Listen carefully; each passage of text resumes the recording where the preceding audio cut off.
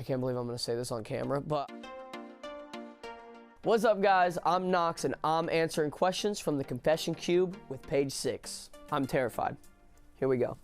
All right, first one. First one's like most important, I feel like. This is your biggest headlining tour yet. What part are you most excited about? Okay, this is kind of like the basic answer, but I really am just so stoked to like see all the smiling faces like come out to the show. It's so wild.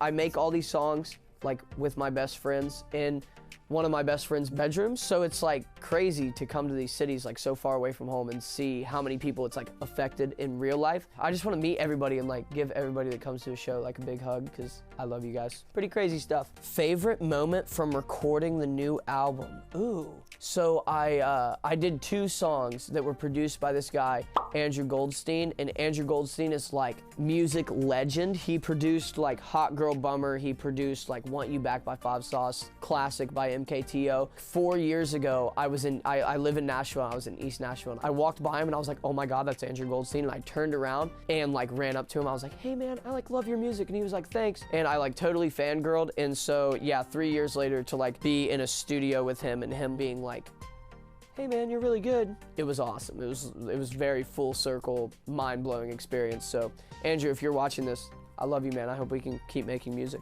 Was there a specific moment or song when you realized, whoa, this is really happening? I don't know. I feel like that still hasn't, well, I guess I have a song called Not the 1975, which is the last song on this album. It's actually been out for a while though. But yeah, that song started to like, you know, it was on the radio and random people, like old elementary school teachers were like texting me being like, oh my God, I heard your song in Kroger. And I was like, this is what it's like. This is what it's like to blow up. Your music gets played in Panera Breads and Walmarts. It's crazy. Wild experience. Do you tend to write more from personal experience or do you pull from imagined stories? I love it when people ask this because everybody always wants to know. Like everybody comments on my stuff. They're like, Knox, who hurt you? I actually feel like I will write more from what I see my friends going through and what I see people around me going through.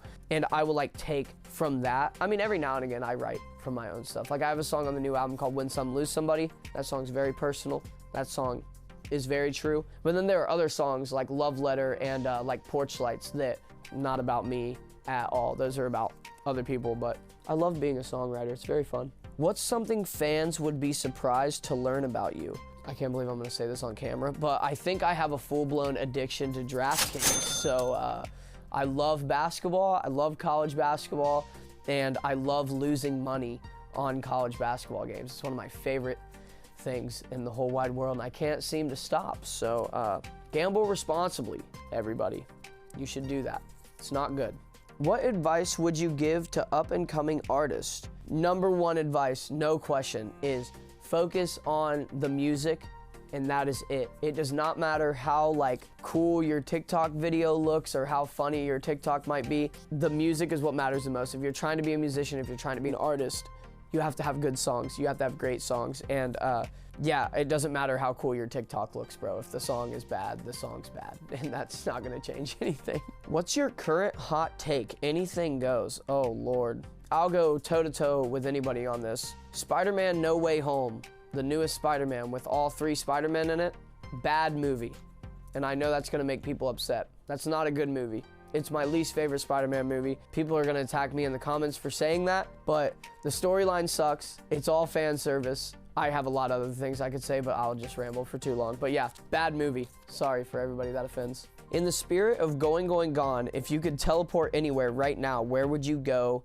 Or what's your dream vacation spot? I mean, to be honest, if I could teleport anywhere right now, I'd probably go home to Ohio because I haven't been home in a long time and I miss my family's dogs. My mom and dad have 2 golden doodles and they're just like the sweetest creatures ever. And I haven't seen them in a very long time, so I would go home. But my dream vacation spot is probably like, I wanna go to Asia, anywhere in Asia, Japan, China, I don't care. But I wanna go to Asia really bad. Asia, if you want me to come play shows, just call my booking agent, I'll come play shows. Not the 1975, that's me. I don't know if you know that song, but. You've worked with artists like the band Camino and Quinn 92. What was that like? Who's still on your collab wish list? So I got to tour with both of those bands, which was just amazing because they're like 2 of my favorite artists and bands and songwriters ever. So it's really cool to be able to like not only call them friends, but like have their like respect that they think your music is good enough to bring you on the road. I actually have never written with either of them. Well, actually I wrote with Jeff one time, but I really want to write a song with Ed Sheeran.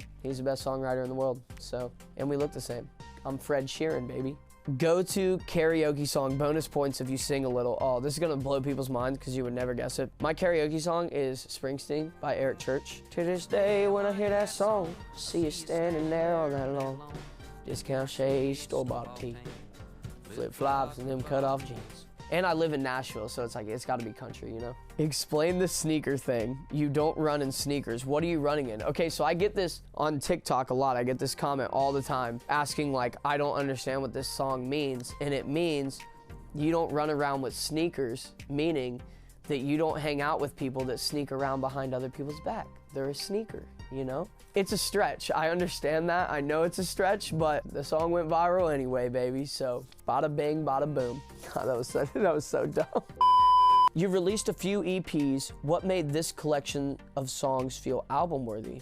These were the most musically mature songs I've ever made, I think. Like I tried to gather the best musicians I could possibly find and really make a record that felt professional. Like I wanted it, even though I did make it with a lot of my best friends, like in a literal bedroom, I wanted it to sound like this was a step up from the EPs. And so all of the songs, I think they're some of the best songs I've ever written. They have a lot of really cool musical moments in there. Yeah, I just think it's very pro. Not to gas myself up like that. You're from Dayton, Ohio.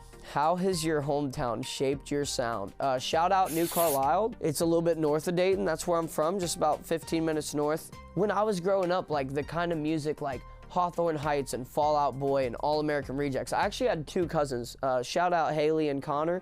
They kind of put me on to this music, and like Green Day and all those bands, Boys Like Girls, Good Charlotte. So I just kind of grew up with that. Your sound blends pop, rock, and indie. How did that style come together and where do you see it heading?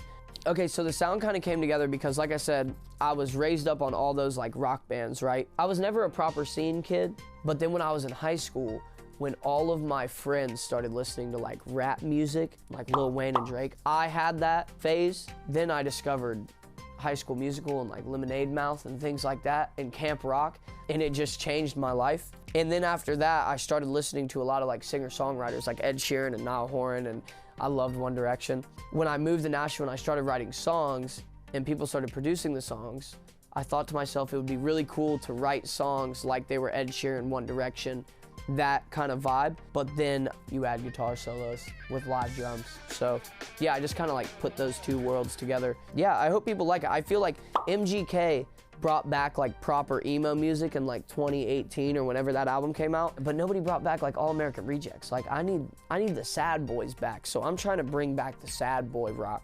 I hope I'm doing a good job.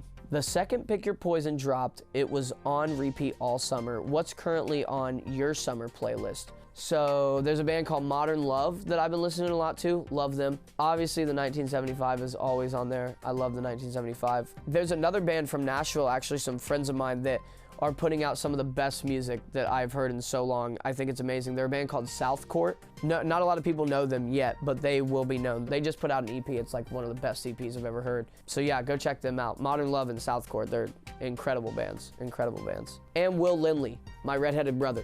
Who's your biggest influence, musical or personal? Okay, since I say Ed Sheeran for everything, I'm not gonna say Ed Sheeran. This also might sound kind of dumb, but me being an Ohio boy, LeBron James. He's like kid from Ohio and has just done everything perfect his whole career. Like he's been in the spotlight since he was 16. Yeah, I just love I love what he does with the position that he's been put in. Like take basketball out of it, but just like what he does giving back to communities, just his energy in general and the way that he treats people or seems to treat people. He's the definition of like what a role model should be. Lakers in 5, baby.